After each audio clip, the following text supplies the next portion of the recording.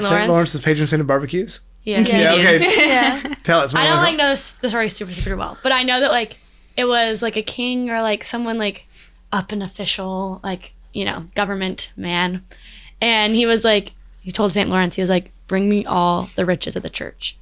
And St. Lawrence was like, yeah, I got you, no problem. So then he goes out into the streets and he gathers all the sick and all the poor and all the like, just like all the sad people, I guess. The suffering is a better word. Right, yeah, now people have had a bad day. Yeah, got it. The My day's gotten a lot worse since you're dragging me to this castle with the lepers to put me in front of the king. So he takes him before the king and he's like, these are the riches of the church. Which is like, he meant it, like St. Lawrence was like, these are the riches of the church. Like, these are our riches.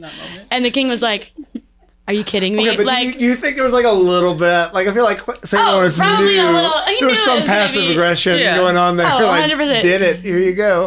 Here's the riches of the church. And then he was like, okay, I'm gonna burn you alive now.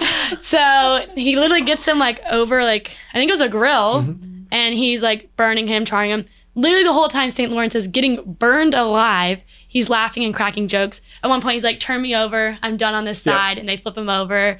And then I think right before he dies, he's like, I'm cooked. And then he died. I think those were his last words, right? Yeah, I think his last words are, I'm cooked. Yeah. But he was just like so, like obviously had so many graces, because how else would you be able to endure such suffering with such joy? But like, he was just laughing and like cracking jokes. And imagine you're burning someone, they're like, yeah, I'm done. Like, turn me over. But my favorite part, though, is that the church then made him the patron saint of, like, cookouts. Yeah. And barbecues, I think he's actually the patron saint There's of a barbecues. brand of grills called Lawrence Grills, I think. Is that right? Yeah, I'm pretty sure. I see. That's Wow. so cool. Church has got a good sense of humor. Dig that. There's a lot of those. I think the last time we did an All Saints Day episode, we just went through all these, like, awesome saints' deaths and the way that these people died. And, like, I don't know what this speaks to about my own temperament or whatever, but every time I hear one of those stories, I always think about the guys who are killing the guy and like how irritating it has to be. Yeah.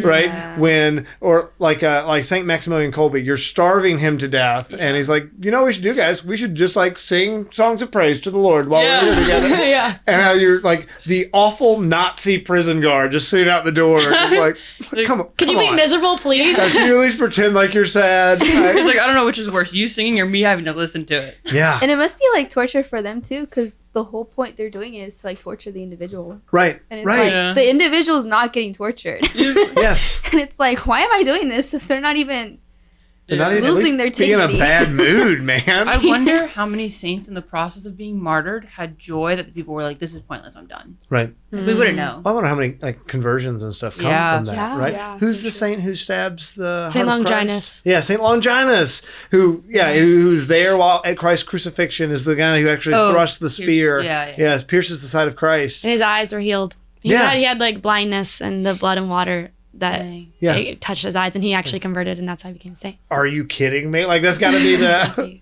Yeah, it's so. I think the Orthodox count Pilate. They say that Pilate is a saint. And Really? he had a conversion later on. Yeah. So once again, there's the Orthodox, but I don't know. Maybe one day we join up. I don't know that whole story. And Whoa, hey, producer Ben here.